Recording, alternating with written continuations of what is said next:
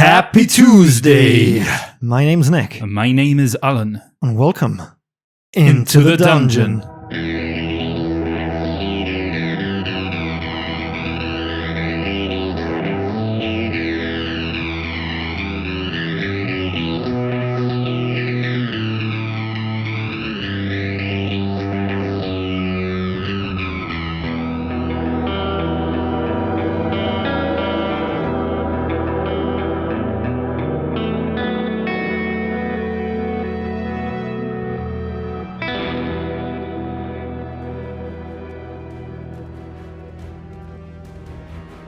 Seeing Torin slashed across his chest with that scimitar, and sensing the mortal danger that faces them, despite Baraka looking like he's on his last legs, Lander bursts into a rage and starts pummeling his face time and time again, before pulling his head up by the nape of his neck, putting the Summersford under his throat, and slicing it cleanly as the blood gushes all over the floor.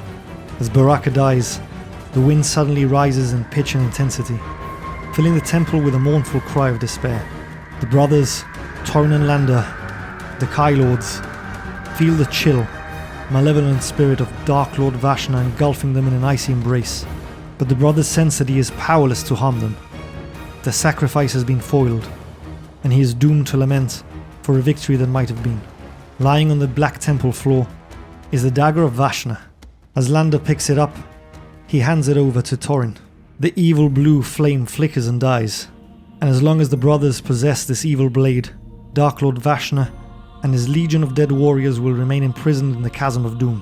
Torin goes back to free fair Madeline from the altar and carry her through the corridors of the temple that lead up to the surface. As the brothers emerge into the moonlight ruins, an astounding sights greet their eyes. Baraka's warriors are running from the ghost city in all directions, closely pursued by an army of cavalrymen. The light of the full moon and the guttering torches that these horsemen carry illuminates the sun crest that bedecks their tunics. Word must have reached Homeguard, for they are the Summerlending army, led by King Ulnar himself. The Kai Lord's countrymen praise their courage and daring, the strident cheers drowning the cry of Mackengorge. For once again, the brothers have proved themselves true heroes of Sommerland. As the LoneWolves deliver Madeline into the waiting arms of her father, his overwhelming joy fills the brothers with a sense of great achievement. They are indeed worthy of the title Kai Lords. They have succeeded in their perilous quest, but the epic saga of the LoneWolves, last of the Kai Lords, is far from complete. A new and deadly challenge awaits them in Book 5 of the LoneWolf series entitled Shadow on the Sand. The story so far. Lander and Torin are the Lone Wolves, the last of the Kai Lords of Summerland, and the sole survivors of the massacre that destroyed them during a bitter war with their age-old enemies, the Dark Lords of Helgadad. It is midwinter in the northern homeland, and a mantle of snow lies knee-deep in the streets of Homeguard, the capital, where the brothers are summoned from their monastery in the hills by a messenger bearing a scroll, signed and sealed by the hand of King Ulnar. They are surprised to read the king's message, for it is a request for their help in solving an urgent problem, of which he describes as great diplomatic importance. It seems a strange request to make of warrior lords, whose skills are better suited to the field of battle than parleying with foreign envoys. However, Lander and Torin obey the summons, and upon their arrival at the capital, all is made clear. The Zakan of Vasagonia, the imperial ruler of this desert empire, has sent his most trusted envoy to seek a treaty of peace between their two countries, and the Kai Lords have been asked to sign the treaty on behalf of their country. The reason for this is easily apparent. Less than a year ago, a renegade noble of Vasagonia called Baraka led his army of bandits in an attack upon the Summerlending province of Ruanon. This mining town and much of the surrounding land was overrun and destroyed. Many Summerlending lost their lives, and many more were enslaved and forced to labor in the mines of the Macken Range. When the regular convoy from Ruanon failed to arrive at the capital, the king sent the brothers to investigate. A great battle ensued in which they defeated Baraka in mortal combat. Without their courage and skill, the safety of Summerland and all of the last lands would have been placed in grave peril. Your Majesty, the Zakan is gravely embarrassed by Baraka's foul treachery, and is most anxious that our friendship and trust be restored. He begs that you send the Kai warriors, the Lone Wolves, to sign a treaty of peace with him at the Grand Palace in Barakish. Whispers the Zakan's emissary as he kneels at the feet of King Ulnar. The king rises from his throne, barely able to conceal his distaste for the fawning envoy. He turns his gaze to the brothers and bids them to follow him into the privacy of an antechamber. I have no liking for this desert realm, Lone Wolves, but I like the prospect of war even less. The Zakan is old and frail, and he has no son to claim his throne when he dies. Baraka was but one of many ruthless nobles who wait like jackals for the chance to seize power. I fear they grew too impatient to allow the Zakan to die a natural death. The treaty may not guarantee peace with Vasagonia once the Zakan is dead, but it will at least buy us precious time to strengthen our southern borders. The king leads the brothers to a window and points towards the harbour, barely visible through the falling snow. A Vasagonian galley lies anchored close to the harbour wall. Go to Vasagonia, Lone Wolves. Sign the treaty and return quickly, even with the promise of peace. I fear the shadow of war will fall upon us before the year is out. The brothers wave farewell to Homeguard on this bleak midwinter's day, feeling sure that they will return before the thaw. But as they watch the spies of Homeguard disappear into the falling snow, they have no inkling of the shadow that awaits them in Vasagonia. Ooh, so it's not just gonna go smoothly as we thought. We're not just gonna go there, sign and get out. Ominous. We're now at the point of a new book where we have to pick a new Kai discipline. And if I'm correct, it's your turn to pick, right? Yeah, that's correct. What are you thinking? Well, there's not much left to pick from. Camouflage I have already, hunting I have already, Sixth Sense you have already, and it's not a combat one, so we can't both pick the same one. Tracking I have already, healing you have already, I can't get another weapon skill. So realistically all I can get is Mind Shield, which may be useful given the apparent change in mechanics that we were rather salty about last week. Mind Blast, which could be helpful, it gives me a +2 combat skill. Animal Kingship we have already, or perhaps Mind Over Matter. This adventure seems quite mysterious, so perhaps it'll come up, but in the 4 books we've played so far, there's only been one opportunity to use Mind Over Matter. Has it been saving it for the last book of the Kai series? Maybe. I'm tempted, because I mean, Lander's not the smartest kind of Kai Lord. He's more about brute strength from being a meat shield more than anything. So I'm not sure if he would be intelligent enough to learn something like Mind Over Matter. So I'm kind of thinking that maybe, for story purposes, I can say that over the last year that's taken place from the previous adventure and this one, that perhaps he's been training with Torin, who's been teaching him how to use Mind Blast and give us a handy boost in our fights, or at least some of the fights. So yeah, I think I'm going to go with Mind Blast, and we've been checking and we don't think it's going to affect the balance of the fights, because as you know by now we've doubled all the endurance points of the enemies, and the reality is it's no different to both of us having chainmail or both of us having a shield. So I'm going to say that Lander has been hard in training, and that Torin has taken the role of master here, as he teaches his older brother how to use Mind Blast. Cue in the montage of Torin training. Training Lander. Before leaving Homeguard on their voyage to the Vasagonian capital of Barakish, the brothers given a map of the Desert Empire and a pouch of gold. As usual, we need to roll on the random number table and add 10 to that number to see how much gold we each get. You go first, Nick. Do the honors. Okay. Is 0 or 10? Yeah, that's how we did last time. Okay, so I've got 16 gold. I think that takes me to our maximum, because we didn't use any gold last time. Actually, yeah. My pouch is full with 50 gold crowns. Rolling in it, if you roll anything higher than... Actually, it's +10, so you don't even need to roll. Oh yeah, because I've got 42 gold at the moment, but let me roll just to see what I would have gotten. Oh, you're going to risk burning the goose egg. Or maybe get those low numbers out of the way. Well, it's an 8, alright. So yeah, I'm full gold as well, 50 gold each, so let's hope we've got things to use it on this time round. Yeah. And we may also pick up to 4 items that we have listed here a dagger, a potion of Laumspur, a sword, a spear. We also have 2 special rations. Last time we said that it was a box of rations, but now it's 2, so I don't know. 2 special rations. Each of these special rations counts as 1 meal, and each takes up 1 space in your backpack. I mean, yeah, I think we ruled the other one incorrectly. But we still have those in our backpack. Yeah, we can take them off, I suppose. They should have been 1, I think. I don't know why it's called special rations. I suppose because they're special in the sense that they're meal special rations that don't really go bad. I don't know. We also have maces, shields that we already have, I believe. Yeah, we do. So that's out of the question, and that's it. So if I go to my action chart, and let's say that the 5 we said we had is just 1. That would mean that I currently have 2 meals. So I'm gonna take one of the furs I have still on me. I don't think you're gonna need a fur in the desert. No, at all. So I'll probably get rid of both of them, and I'll put 2 more rations there, and 1 potion of Laumspur, and that's it. That's my backpack full. I got 3 potions, 4 rations, and a rope. Alright, I'm gonna look at my character sheet. I'm gonna do the same. I'm gonna say that the special ration was only 1. I'm also gonna take one of those special rations. We had 2 to choose from, but we're saying that there's 2 for each, so 4 in total. The logic behind it for me is that we're going to be in the desert at some point, so the likelihood is I'm not going to be able to use hunting.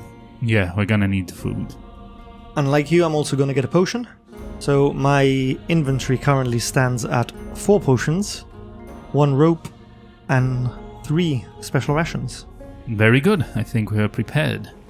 For 25 days, the Vasagonian galley sails on a steady course for its home port of Barakish, with only a brief stop at the Duranese harbour of Port Bax to break a safe but monotonous voyage.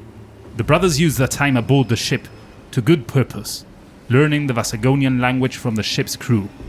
They are only too eager to teach them, asking only in return tales of their adventures in the Lost Lands. For many of the sailors, these are the most exciting stories they have ever heard. By the time the brothers reach Barakish, they have both mastered their language and won their respects. It is early afternoon when the ramparts of the desert capital are first sighted on the horizon. The brothers push their way through the cheering crew and join the envoy at the prow of the ship. Beaming with pride, he hands Torin a telescope and invites him to view the land of his birth. The sight is indeed breathtaking. The brothers stare in fascination at the golden domes, minarets, and green-tiled roofs shimmering beneath the desert sun. They marvel at the splendor of the Grand Palace, which dominates this magnificent city. Then, Torin notices that from every golden turret of the palace flutters a long, black pennant. What is the meaning of those flags? Horror floods across the envoy's face as he snatches a telescope from Torin's hands. Hand me that telescope. By the spirit of the Mahajang, he is dead. The Sakan is dead. As the bad news spreads through the ship, the brothers pray that the peace treaty will be signed and honored by the Zakan's successor. However, the envoy is less than hopeful. The harbour of Barakish is deserted, save for a handful of citizens clad in black, and the only sound that greets the brothers is the toll of a funeral bell, echoing through the harbour on this day of mourning. Then, a horse-drawn carriage enters the harbour square, escorted by the cavalry of the palace guard. It halts, and a dour man in turquoise robes steps out to greet them. 1,000 greetings, LoneWolf. I am Mauk, and I welcome you to our city on behalf of my master, His Most Sublime Magnificence, Zakan Kimar. The envoy gasps upon hearing the name of the new Zakan. He turns to speak, his eyes wild with fear. It is a trap. You must... His warning is cut short by the blade of Mauk's dagger. Suddenly, scores of black-clad warriors emerge from the shadows. They are the Shar Nazim, elite of Vasagonian bodyguards. They close in, surrounding the brothers on every side. They must act quickly if they are to survive this deadly trap. Whoa. Section 1, man! Thrown straight into the thick of it. We've got 3 options here. We either stand and fight against these overwhelming odds, and I emphasize overwhelming. We surrender to Mauk and his warriors, or we run back to the galley. I think we should surrender here. You need to know when to kind of give up and then ready yourself for another fight. Oh, Lander's looking over his shoulder at the ship. You think we'll make it back and then what? We just get out? End of book? I don't know. Pull up the anchor and get out. You think? Well, I'm sure the book won't end like that, but If we run, I fear we could get cut down. If we are captured, then we can kind of maybe find a way to escape. give up the Summersford though. Will they hand that back if it lies in their possession? Probably not. And Do we want these enemies of Homeguard to have the Summersford and that dagger that you picked up as well, that evil blue flamish dagger? well, I don't know if that will be accounted for. Surely the Summersford will, but I've got a feeling that it's going to say, if you have the Summersford, turn to page, and then we're fucked. like, what about fighting then? That's completely out of the question, right? Overwhelming odds. Overwhelming, I don't think we can do it. Not unless I can do a Hayuken with the Summersford, but that seems to have been a one-trick pony. Maybe when we turn to 36, if we choose to fight, then it asks if you have the Summersford, and the Summersford does something fancy. And then it's the end of the book. No, we've defeated these guards, and then, I don't know. I have an inclination to surrender, but thinking that we can escape at some point. Obviously not just giving up. You want to run? Lander's twitching. He doesn't trust Mauk at all. He set up this trap. And he has the two lone wolves, the two last Kylords, and potentially handing him the Summersford in the process. But for me, it's either giving up here and trying to, again, escape at some point down the line if we are taken away to some dungeon or whatever, or fighting. I mean, running back. I mean, we're surrounded by Shar Nazim, elite Vasagonian bodyguards. If we turn and run, we're going to get cut down. Surely. If we surrender, they'll capture us and take us in alive. If we run, they'll probably kill us. Shall we are obviously at odds here. Should we roll for it and see who decides? Yeah, let's do that. I may still be convinced otherwise. I'll go first this time. Yeah, go for it. Okay. He rolled a 9. That's going to be hard to beat. It's got to be a goose egg or we're running. Yeah, that's a 1. So it's your choice. Oh dear. Will this be the first black mark in quite a long time for either of us? What are you going for? The run? Lander sees Torin, slowly raising his arms up. He slowly starts to do the same, but then grabs Torin by the nape of his neck. We're gonna run, Torin! What? Let's get out of here! Wait up, Lander! So we're running to the galley. Let's turn to section 104. Let's see what happens. Take them! But take them alive! The brothers sprint towards the distant galley. The crew are still unaware of the desperate situation. They have not witnessed the murder of the envoy and are still oblivious to the brothers' peril. Before Lander can shout for help, a horseman cuts across their path, blocking their access to the ship. Whoa, damn. We're given 3 options. If we wish to attack the horseman, we turn to 20. If we wish to evade combat by diving into the sea, we turn to 142. And again, if we decide to surrender, and now this time we know that we want to be taken in alive, we turn to 176. Lander's panicking. He's got sweat beads forming on his brow. He looks over at Torin and sort of nods towards the sea.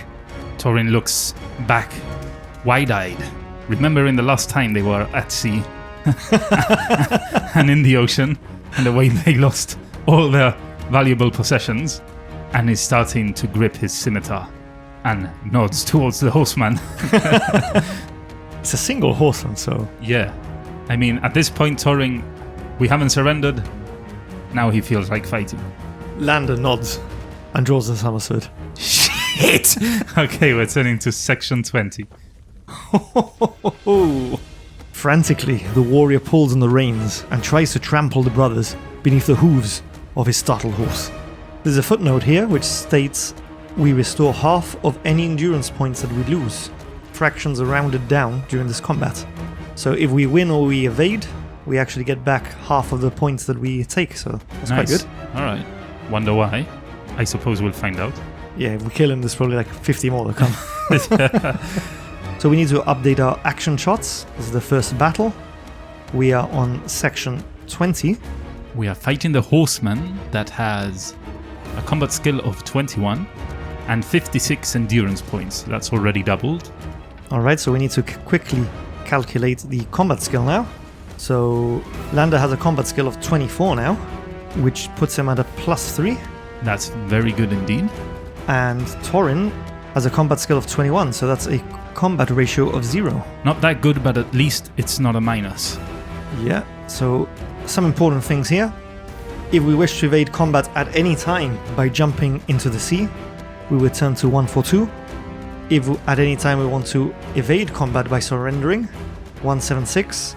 If we win the combat in 3 rounds or less, we turn to 125. But if the fight lasts longer than 3 rounds, we turn immediately to section 82. Which makes me think the rest will catch up with us. Yeah, and we'll be forced to surrender probably. So let's roll those goose eggs. Kill this guy. Who's going first in this battle then? I'll say I'd go first because Torin was already eyeing up the horseman with his scimitar readied. That makes sense to me. And as the horseman tries to trample over the brothers, he quickly takes out his scimitar and with the same motion slashes at the horse. This would have been a good time to use animal companionship or friendship or whatever the hell it's called. Yeah, make the horse kick him off Yeah. his back. Oof. Oh! Bad start. I've got a 1. But we do have a reroll. Should I Oh, waste yeah. it now or should I... I mean, it's a kind of timed battle. Yeah. I think it would be a good time to use. Yeah, I'm gonna roll again. Thank you very much, Neil, for that potion at Buy Me a Coffee. It serves as a reroll. So we're gonna use it here. Oh, much better. Okay. Not great. I was nervous with Yeah. that too. Yeah, it hovered on the 2, fell on a 7. As Torin slashes at the horse, he continues with the arc and also manages to catch the horseman. He deals 9 points of damage, but the horse kicks back at Torin, grazing him on the shoulder, dealing him 1 endurance point of damage. Torin quickly regathers himself and gets ready for his next turn after Lander. Alright, here we go. Ooh, bad rolls. That was a 3 for Nick. We need more rerolls, please. Alright, so having seen this, Lander suddenly positions himself in between Torin and the horse. He tries to grab at the horseman and pull him down from his steed. Unfortunately for Lander, he gets knocked by the horse's hooves, dealing him 3 points of endurance damage. But as he tries pulling this rider down, unsuccessfully, he still manages to get a swipe with a Summersford, dealing him 7 points of damage. The horseman is down to 40, and Lander is down to 32. That concludes round 1. We've got 2 more rounds to see this guy off. Ooh. As the horseman is dragged forwards by Lander, Torin closes a gap and puts one of his foots on the stirrup. With his momentum, he leaps up and lands behind the horseman, on top of the horse. With both hands, he raises the scimitar above his head and tries to drive it into the horseman's back, whilst he's struggling with Lander. Oh, not bad. that's Okay, good, that's good. That's an 8. Surely enough, Torin finds purchase, drives the scimitar through the back of the horseman, missing any major organs, but dealing a whopping 10 damage. The horseman is stunned and in excruciating pain. He can do nothing to prevent this attack or to retaliate. I take 0 damage. It's back over to Lander, and this will conclude round 2 of combat. Oh yes! Another 8. Seeing the horseman arch his back in pain, exposing his chest, Lander takes careful aim with a Summersford and finds a gap in his armor, piercing his left shoulder, this time dealing him 12 points of endurance damage and taking 0 in return. Nice.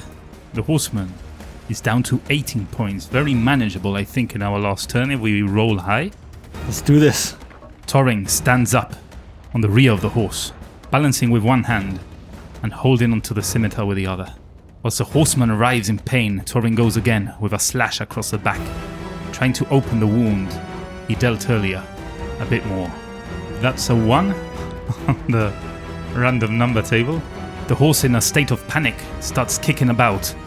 Torin, losing his footing on the horse, tries to slash the horseman as best he can. He grazes his back as he starts falling backwards. As he goes past the horse's back feet, the horse kicks up and sends Torin sprawling across the floor. I managed to deal 3 points of endurance damage, but took 5 in return from that fallen kick. This guy is down to 15 endurance points, and I'm down to 20. If Lander has a great roll here, we can do this in 3 turns. If not, the combat will end anyway. Come on. We need a goose egg. Yeah, only a goose egg actually will do this. Oh, Torin! Torin! Oh. It was an 8. Seeing Torin sent sprawling, Lander grabs the reins of the horse, leaps onto it, and in one fell swoop, knocks the rider off the horse, but not before slashing at him with a Summersword, dealing him 12 points of damage, and leaving him with just 3. Unfortunately though, that was 3 rounds, and we haven't killed him. So unfortunately, we're left with no option but to turn immediately to section 82. The brothers fight with great skill and courage, but they are heavily outnumbered. The black-clad warriors close in and overpower them, dragging them back to a jubilant Mauk. You are brave, Kai Lords, but you will need more than bravery to save you now. Damn. We need to turn to section 176. Do we get a point of endurance back here? Technically, it's not a Yeah. fighting section. For sure. Alright, so Lander's up to 33, and Torin's up to 21. The brothers are stripped of their backpacks, their weapons, their gold crowns, and all of their special items. Shit! We should have jumped in the sea. We should have jumped in the sea. Shit. We need to make the adjustments on our action chart, so let's do that now before we forget. Well, it says, but note the lost possessions elsewhere in case we find them later. Yeah. So what I'll do is I'll leave them there until we find some sort of item. Hopefully it's like a game, you find a box with all your items conveniently placed. If not, we'll remove them all there and then. Okay. Their hands are tied behind their backs, and they are pushed headfirst into the waiting carriage. Back to the palace! Commands Mauk. The Zakan awaits his prize. Climbs abroad and slams the door behind him. The brothers fight to free the cords that bind them, but Mauk is quick to see the danger. He grabs their arms and forces a dart into their skins. A sleep engulfs the brothers' senses as they hear Mauk's wicked laughter fading into silence. We've got no option here, but turn to section 69. Giggity giggity. Giggity goo. Well, actually, I'm going to say we don't get an endurance points, because how is Torin going to be able to heal us if he's passed out? Yeah, and restrained. Torin! Are you alright, Torin? Every muscle in my body aches. I feel knotted and bruised, Lander. No, we've seen better days. Where the hell are we? Oh my god, look at the size of those cockroaches. They're the size of field mice. Oh, and that smell. I can barely open my eyes, Lander. I'm gonna... The brothers wake up in great discomfort. Every muscle of their bodies feels knotted and bruised, having forced open their eyelids clogged with dried sweat. They look with dread at their wretched surroundings. They are lying on the hard stone floor of a prison cell. Over by the far wall, beneath a window crisscrossed with iron bars, is a low wooden bunk, covered in filthy rags. Cockroaches, some the size of field mice, scuttle along a foul-smelling gutter that disappears into the grating of the floor. The brothers discover that their hands are free, and they slowly pull themselves upright into a sitting position, resting their backs against the cell door. A faint draft from the corridor outside provides the only relief from the stifling heat and the bad air of the cell. In the distance, they can hear footsteps approaching. Then, there is a jangle of keys and the creak of hinges. The door closes with a dull thud. More footsteps. They're getting louder. They come to a halt outside the cell door, and a loud voice bellows out. Sleeping on duty, Serfu. You'll wake up on the other side of this door if the captain catches you. The chair scrapes along the ground, and a startled voice, full of indignation, replies. Curse you, Haji! The Zakan does not want the Northlanders taken to the Grand Hall until sunset. You've cheated me of 2 hours of sleep, Habibi! Shut up, Serfu, Snarls the first voice. and listen hard. I have just come from the armory. Some interesting trinkets were found on the Northlander. Worth a great deal of gold, I'd say. Seems a pity to let them go to waste, eh? The two guards chuckle greedily and discuss at length the good time that they will be able to have in the city once they have sold the brothers' equipment. I'll take a peek at our friend. I wonder if he's enjoying our hospitality. A spy hole slides open above the brothers' heads, and they hear a gasp of shock. He's gone! He's gone! But Mahajan, we'll lose our heads! The brothers suddenly realize that they cannot be seen so close to the door. Let me see. Hisses the other guard, eager to see for himself. The brothers hear the click of a key in the lock. This could be their chance to escape. Woohoo! We've got two options here, and we're going to have to decide very quickly. If we wish to attack the guards as soon as the door opens, we turn to section 138. If we wish to move away from the door and stand in the middle of the cell, we turn to 85. Curse you, Hajj! He's gone! He's gone, but Mahajan, we'll lose our heads! What are we going to do here? We're unarmed. These guys definitely have weapons. That's true. So if we attack, we are already brawling with them, and we won't have any other options than to keep attacking, I imagine. If we move away from the door and stand in the middle of the cell, perhaps if they rush us, we can, dodge them or whatever, and they fall into the cell, and we run out and we lock the door behind us. It's wishful thinking, but it's probably the less of the two evils. Which one? The fighting or the one standing in the middle? Standing in the middle of the cell. I think so, yeah. We're totally unarmed here. What I'm thinking is, if we fight now, we're just fighting. We have no other options. If we choose the other one, we are keeping our options open for now, and if it ends up being a fight, it ends up being a fight. Yeah, I agree. 85 then? Yes, let's go. The guards pull open the door and rush into the cell, their weapons held in readiness to attack. They are brutish men with cruel, war-scarred faces. The surprise at the brothers' sudden appearance soon turns to anger, and they shove the brothers back against the far wall. Seems we have a trickster, Serfu. Hisses the taller guard. A Northland illusionist that's lost his way. Croons the other. They snigger at their joke, their eyes full of malevolence and spite. Let's teach our guest a lesson, says the first guard, raising his blade to Lander's throat. Go fetch the thumb screws. We've got two options here. We either attack the guard, there's only one of them now, or we do not attack.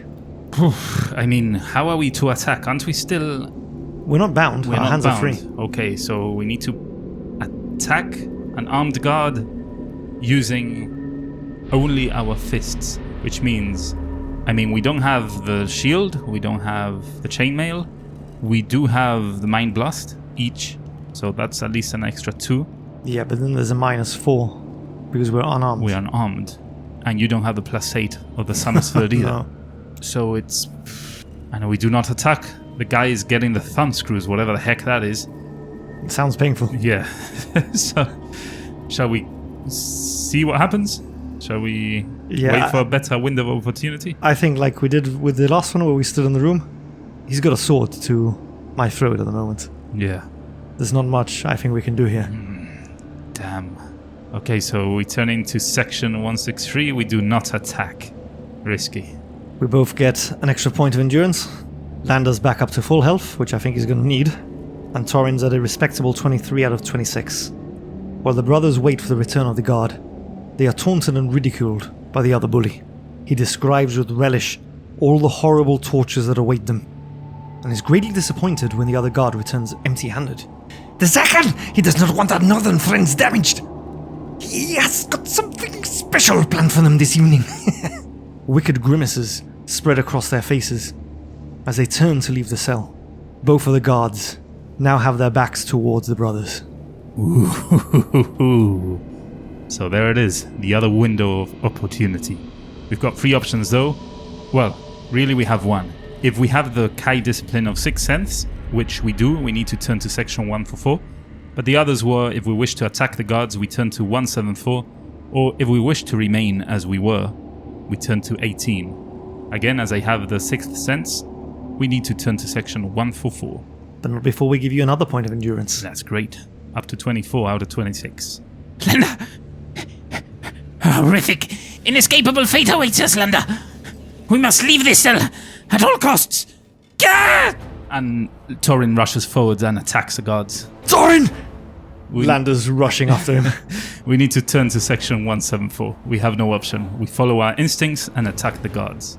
Torin's now just 1 point shy of full endurance. Torin springs forwards and strikes the taller of the guards, slamming his clenched fist into the nape of his neck. The guard groans and sinks into his knees, his sword clattering to the ground close by the brothers' feet. If we wish to pick up the sword, we turn to section 4. If we wish to ignore the sword and attack the second guard with bare hands, we turn to 91. I mean, let's pick up the sword, right? It's a no-brainer. Okay, so we turn to section 4. Although this book's taught me anything, you probably bend down to pick up the sword, he'll kick us in the face. Yeah. And Maybe use the momentum and carry on attacking. Use a surprise. If we downed one with a punch, maybe we can down the other, unless the other one is not dead and he's standing up now. it's possible. I'd get the sword. Yeah, I mean, if we ignore all the little gotchas that this book series has delivered along the way, and we play true to the characters, it would make sense that we want a sword. Yeah, let's get the sword. So we turn to section 4. Torin stoops to grasp the sword, but as soon as his fingers close around the hilt, the second guard attacks. Damn it, but I've got the sword, right? Because my fingers have closed around the hilt. Yeah, I would say you do. Ooh, we've got to do this in 4 rounds of combat. But this guy has a combat skill of 14 and 42 endurance points. It's not as bad as the other one. It's not as bad, but our combat ratio is going to be quite poor. At least I'm not unarmed. You are, though. Yeah, so Lander's combat skill at the moment is 14 less 4. So a whopping 10, which puts him at a -4. Oh dear. And Torin has a combat ratio of +5. Very nice. Just a note, we have 4 endurance points less each, as we've lost our armors too. Yeah, that's correct.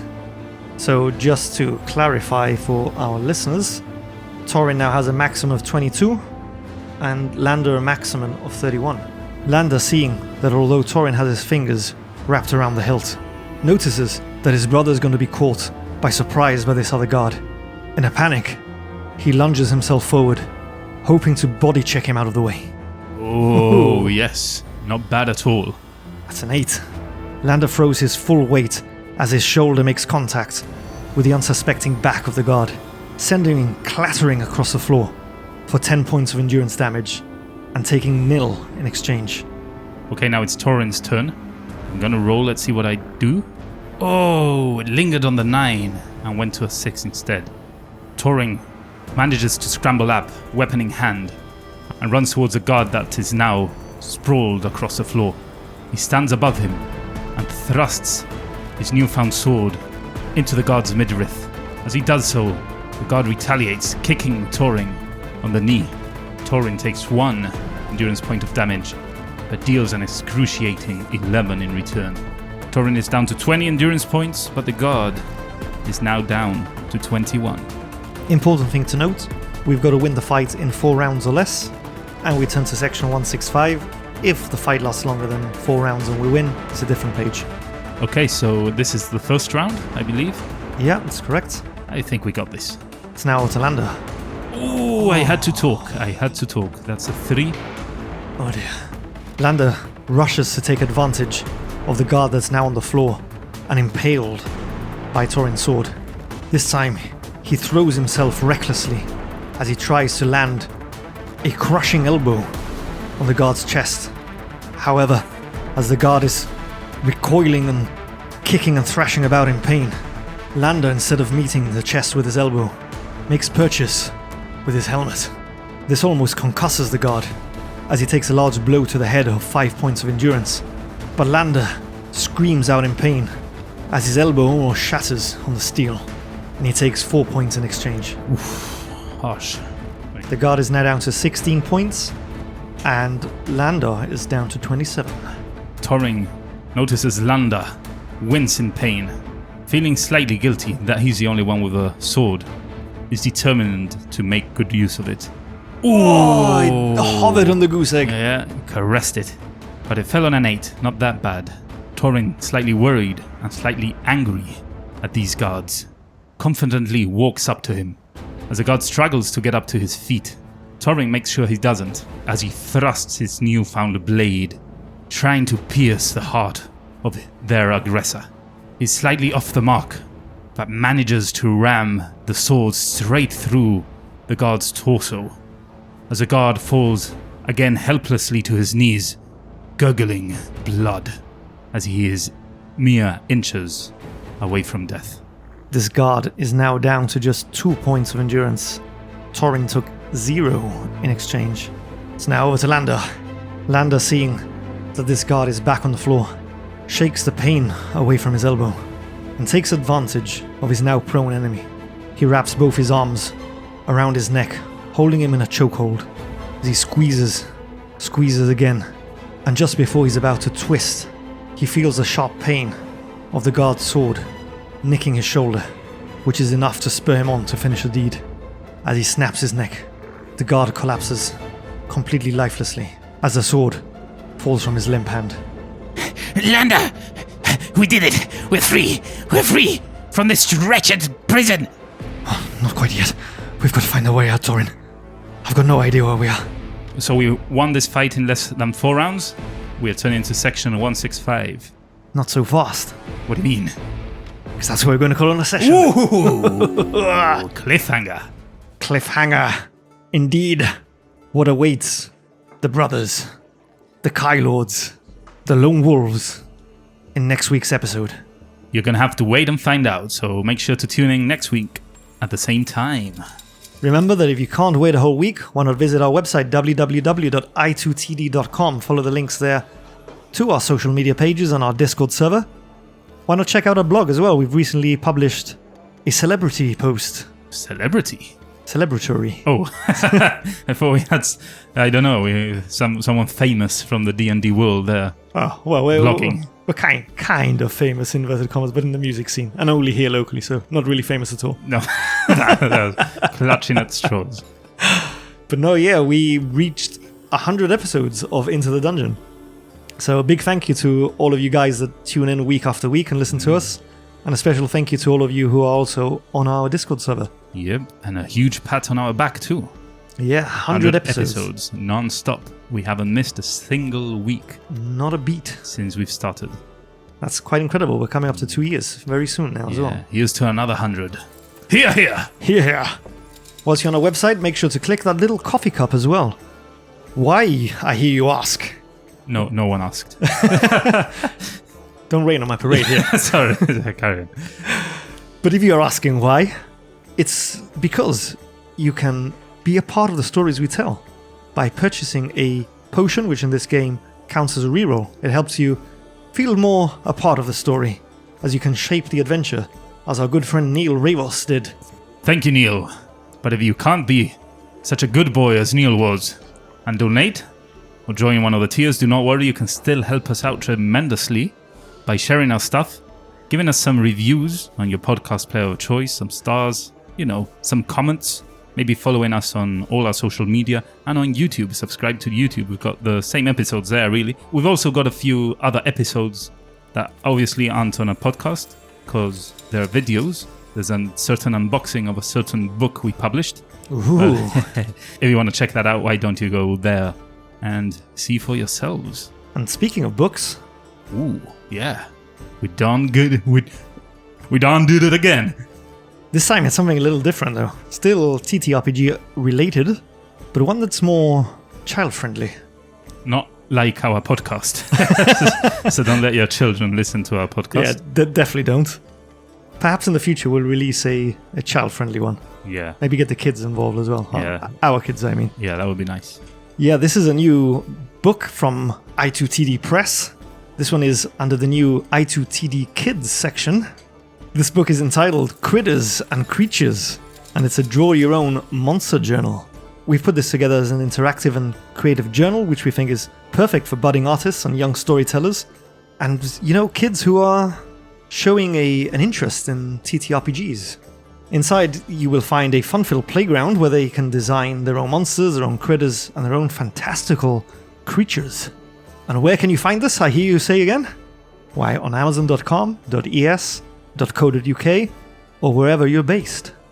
Just search for I2TD Press. That's right. If you do decide to buy one for your children or for yourselves, I have one myself. I'm not ashamed to say so. make sure to leave us a review and maybe share your creations or your child's creations with us on Twitter, or how it's now called, on X. Yeah, we look forward to seeing your wonderful creations, and we'll be sure to share our own ones as well. We'll put our artistic talents, in inverted commas, for the paces.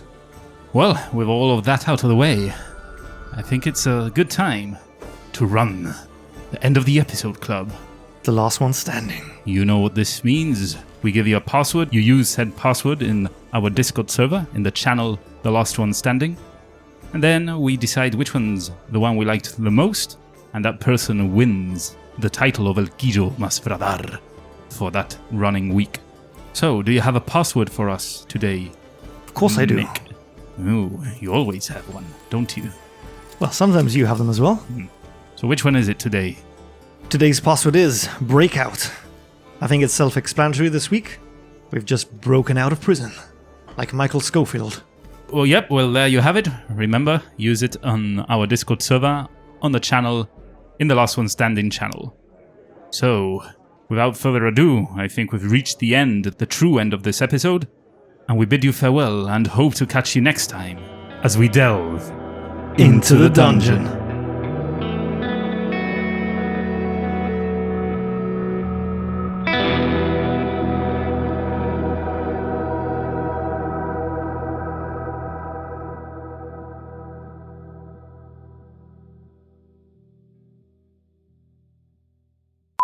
Oh! Se cayó del caballo.